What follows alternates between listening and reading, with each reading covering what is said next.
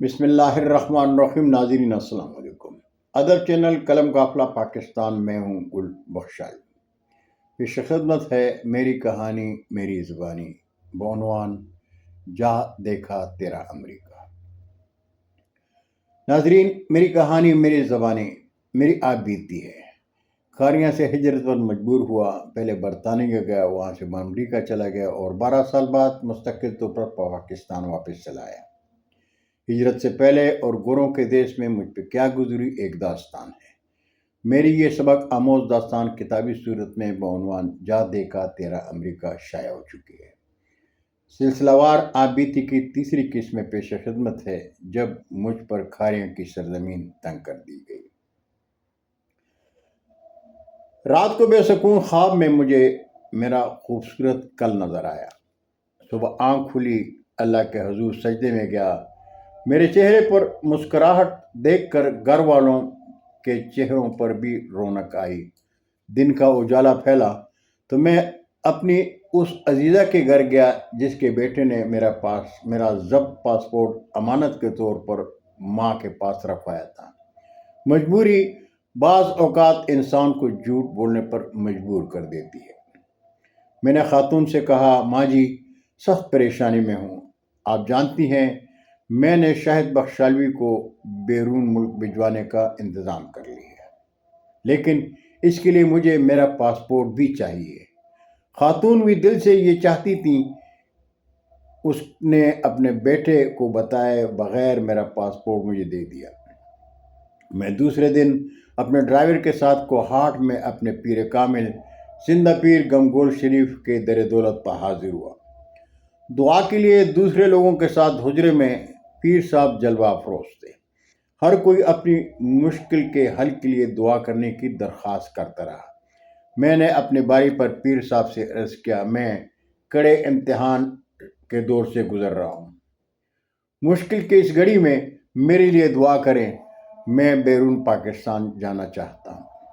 میری عرض سن کر آپ حضرت مسکرائے اور سامنے بیٹھے میری طرح دعا مانگنے کے لیے آئے ہوئے حاضرین سے فرمانے لگے، اس پر بھی پاکستان کی سرزمین تنگ ہو گئی ہے۔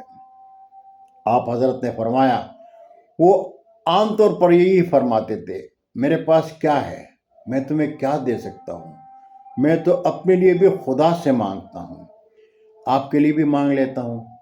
ہم سب حاضرین نے پیر صاحب کے ساتھ دعا کے لیے ہاتھ اٹھائے۔ میں نے حضور کی آنکھوں میں دیکھا، مجھے ان کی آنکھوں میں جلال کی روشنی نظر آئی۔ دعا مانگنے کے بعد خاموشی سے الٹے قدموں پیر صاحب کے حجرے سے باہر آیا۔ ایک عجیب سا اطمینان میرے وجود میں مہکنے لگا۔ میں اپنے ڈرائیور شیلا کے ساتھ کوہاٹ سے کھاریاں آیا۔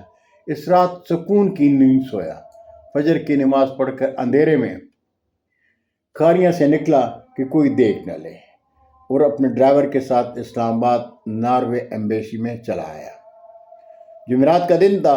ویزا کاؤنٹر پر دستاویزات کے ساتھ ویزا کے لیے پاسپورٹ کے ساتھ درخواست جمع کروائی۔ ویزا آفیسر نے دستاویزات کا جائزہ لیا اور دستاویزات رکھ کر مجھے میرا پاسپورٹ واپس دیتے ہوئے کہا، آپ آنے والی جمعرات کو فون کر کے معلوم کر لینا۔ ناروے ایمبیسی سے ہم بلیو ایریا اسلام آباد میں برطانیہ کے ویزا سب آفس چلے آئے۔ ویزا آفس میں دستاویزات کے ساتھ پاسپورٹ جمع کرنے والے ویزا آفیسر نے بھی دستاویزات کا جائزہ لیا اور دستاویزات کے ساتھ میرا پاسپورٹ بھی رکھ کر کہا، جمعرات کو پاسپورٹ لینے آ جائیں۔ ناظرین، اسلام آباد سے کھاریاں واپسی پر ایسے محسوس ہو رہا تھا جیسے میں پیرول پر رہا قیدی کھاریاں شہر میں اپنے گھر نہیں جیل جا رہا ہوں۔ شام گئے، گھر پہنچا، بچوں کی ماں نے پوچھا، کیا بنا؟ میں نے کہا، ابھی تو کچھ نہیں بنا، پاسپورٹ جمع کروایا ہوں، 1 ہفتے بعد پاسپورٹ لینے کے لیے آنے کا کہا ہے۔ ناظرین، سعدی رحمۃ اللہ علیہ فرماتے ہیں کہ جب اکھاڑے میں مقابل پہلوان سے بھاگنے کی کوئی صورت نظر نہ آئے تو مقابلہ مجبوری بن جاتی ہے۔ جب الجھ پڑنے کی نوبت نظر آ رہی ہو تو پھر تحمل، نرمی اور بردباری الجھ پڑنے کی سب راہیں بند کر دیتی ہیں۔ میں کمیٹی ممبران سے جا کر ملتا رہا، اور انہیں یقین دلاتا رہا کہ میری نیت میں کوئی کھوٹ نہیں، میں گرا نہیں، گرایا گیا ہوں، مجھے کھڑا ہونے میں وقت لگے گا۔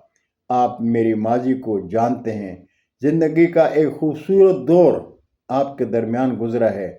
آج میں عزت و احترام کی اونچائی سے سر کے بل گرا ہوں، اٹھنے میں کچھ وقت لگے گا۔ بہت شکریہ ناظرین، میری آپ بیتی کی تیسری قسط آپ نے سنی، زندگی نے ساتھ دیا تو آپ بیتی کی چوتھی قسط میں انشاءاللہ پھر ملاقات ہوگی۔ جاتے جاتے ایک بار پھر درخواست کروں گا کہ میرے چینل کو سبسکرائب کریں، دوستوں کے ساتھ شیئر کریں اور چینل کی گھنٹی ضرور بجائیں۔ اجازت چاہوں گا۔ اللہ ہم سب کے پاکستان کا حامی و ناصر ہو۔ پاکستان زندہ باد۔